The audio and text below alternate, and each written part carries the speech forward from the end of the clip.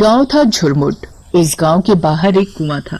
गांव के लोग उस कुएं से पानी तो क्या, कभी उसके आसपास भी नहीं भटकते थे, क्योंकि उनका मानना था कि उस कुएं में भूत रहते हैं। हर अमावस्या की रात को उस कुएं से भूतों की एक बारात बाहर निकलती है, गाजे बाजे के साथ। उस बारात में एक दूल्हा जो घोड़े पर सवार होता है, वो भी भूत होता है। वो बारात गांव में आती है और एक जवान लड़की को ले जाती है।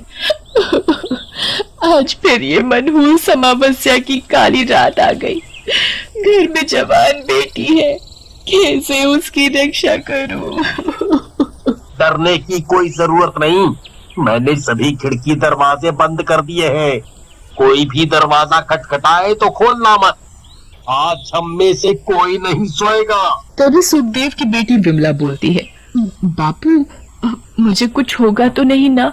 मुझे उन भूतों के साथ नहीं जाना। मेरी बच्ची, हमारे होते हुए तुझे बिल्कुल भी डरने की जरूरत नहीं। पूरा गांव अपने अपने घरों में छिपकर बैठा था।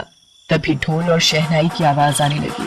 वो आवाज उसी बारात की थी जो कुएं से निकलकर सीधा गांव की तरफ आ रही थी। गाँव वालों, दिखाई नहीं देता क्या तुमको? बारात आई है, हमारा स्वागत नहीं करोगी? और मेरी दुल्हन कहाँ है? कहीं दिखाई नहीं पड़ती मुझे। भूतों की बारात गांव में आ चुकी थी। इमली अपनी बेटी को एक कोने में छिपाकर बैठी थी। तभी भूत अपने घोड़े से नीचे उतरता है और जोर जोर से हंसने लगता है।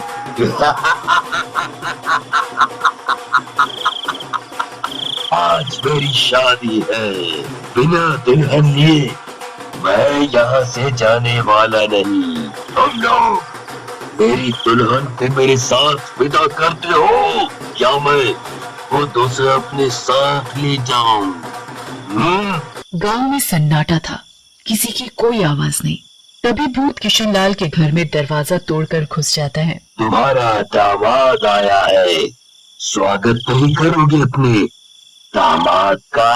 मेरी बेटी को छोड़ दो, उसकी अभी शादी की उम्र नहीं है। वो तो अभी बात छोटी है, बच्चे है।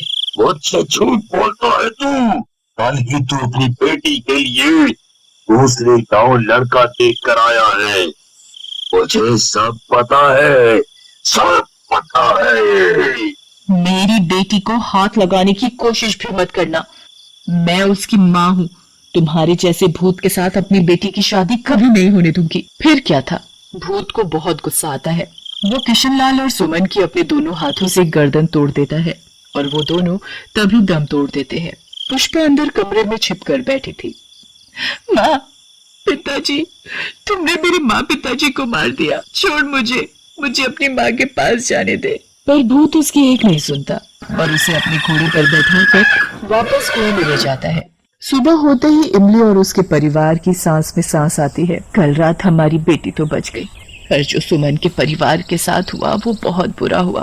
पर कब तक हम अपनी बेटी की रक्षा करेंगे? एक ना एक दिन तो वो भूत हमारी बेटी को भी उठाकर ले जाएगा। उस रात के बाद पूरे गांव में मातम छाया हुआ था।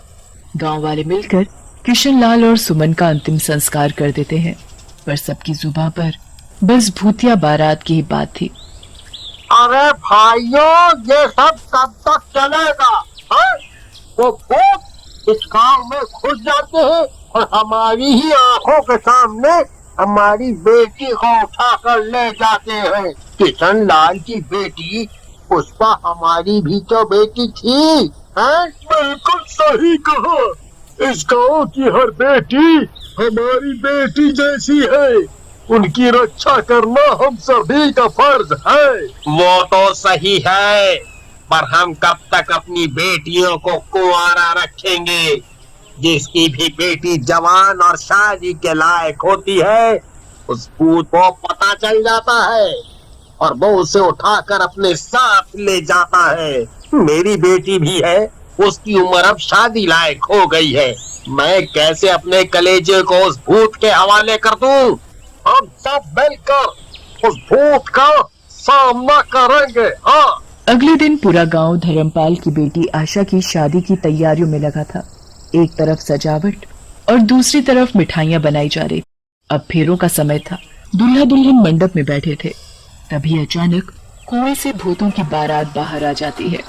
सभी गांव वाले भूतों को देखकर अपने अपने घरों में छिप जाते हैं। अरे गांव वालों, तुम सबने तो मेरा साथ देने का वादा किया था, अब क्या हुआ तुम्हारे वादे का? तभी धर्मपाल की पत्नी माया और बेटी चंचल भी आ जाते हैं। तुम्हारी इतनी हिम्मत, मेरे बिना तुम अपनी बेटी की शादी करने चले थे। जैसे भूत धर्मपाल पर अपनी तलवार से वार करता है, तभी भूत के सामने चंचल आ खड़ी होती है। मेरे बापू को कुछ मत करो, उन्हें मत मारो। अच्छा, छोड़ दूं? पर एक शर्त पर, अगर तुम मेरे साथ शादी करोगी और मेरे साथ मेरी दुल्हन बनकर चलोगी, तो मैं तुम्हारे माँ बापू को छोड़ दूंगा। नहीं बेटी, इस भूत की बातों में मत आना, उससे शादी मत करना। माँ, इस भूत के साथ शादी करने से तुम दोनों की जान बचती है, तो मैं जरूर इससे शादी करूंगी। भूत चंचल को अपने घोड़े पर बैठाता है और उसे बारात के साथ कुएं में ले जाता है। रुक जा मेरी बेटी, मेरी बच्ची, ना जा उस भूत के साथ। किसी की हिम्मत नहीं होती भूत का सामना करने की, क्योंकि भूत अकेला नहीं था, उसके साथ उसकी पूरी बारात थी और सभी खतरनाक भूत थे। ये ठीक नहीं किया हम सब ने। मेरी बेटी अपनी बहू छोड़ती है, पर एक दिन उसकी उम्र भी शादी की होगी। क्या तब भी मैं ऐसा करता जो मैंने आज किया? गांव की बेटियों को हम यूं ही उस भूतिया बारात के हवाले करते आ रहे हैं, कहीं कल मेरी बेटी का नंबर ना हो। दूर खड़ी सुखदेव की बेटी विमला सबकी बातें बड़ी ध्यान से सुन रही थी। तभी उसे अपने भैया समीर का ध्यान आता है, जो सालों से शहर में ही रह रहा था। हाँ, भैया ही मुझे उस भूत से जरूर बचाएंगे। अभी जाती हूँ मैं भैया को फोन करने। विमला तेजी से घर की तरफ भागे जा रही थी। घर पहुँचते ही विमला अपने भैया समीर को फोन करती है। फोन समीर ही उठाता है। भैया, मुझे बचा लो, मुझे भूत से शादी नहीं करनी। छोटी, चुप हो जा। अब तू ये क्या बोले जा रही है? कौन भूत? किसकी शादी? विमला समीर को उस भूतिया बारात के बारे में सब बता देती है। ये सब क्या है? भला भूत की भी कोई बारात होती है? मैं सच बोल रही हूँ भैया। छोटी, अब तुझे घबराने की कोई जरूरत नहीं। मैं अगली ट्रेन पकड़कर सीधा गांव आ रहा हूँ। मैं भी तो देखूं जरा उस भूत को। समीर तुरंत ट्रेन पकड़कर शाम तक गांव पहुंच जाता है। गांव पहुंचते ही समीर गांव वालों पर बहुत गुस्सा करता है। तुम सब कितने कायर हो?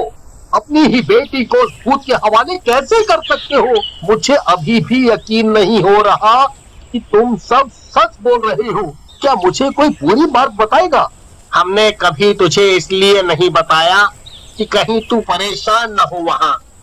मैं बताता हूँ अब। कई साल पहले इस गांव में दूसरे गांव से बारात आ रही थी। नाचते गाते हुए सभी बहुत खुश थे, पर अचानक रास्ते में कुछ लुटेरों ने बारात को रोक लिया और उन्हें लूटने लगे। उनके सभी कीमती गहने और सभी पैसा उन लुटेरों ने ले लिया था। बारात के साथ जो दूल्हा था, उसने उन लुटेरों से बहुत विनती की कि उन्हें जाने दें, छोड़ दें, पर लुटेरे मार पीट पर उतर आए। अच्छा, तो ये बात है।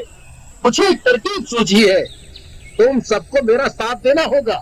उस मंडप में दुल्हन की जगह मैं बैठ जाऊंगा, दुल्हन का जोड़ा पहनकर। वो भूत मुझे दुल्हन समझकर अपने साथ उठा कर ले जाएंगे। मेरा उस कुएं में जाना बहुत जरूरी है। समीर ने जैसा सोचा था बिल्कुल वैसा ही हुआ।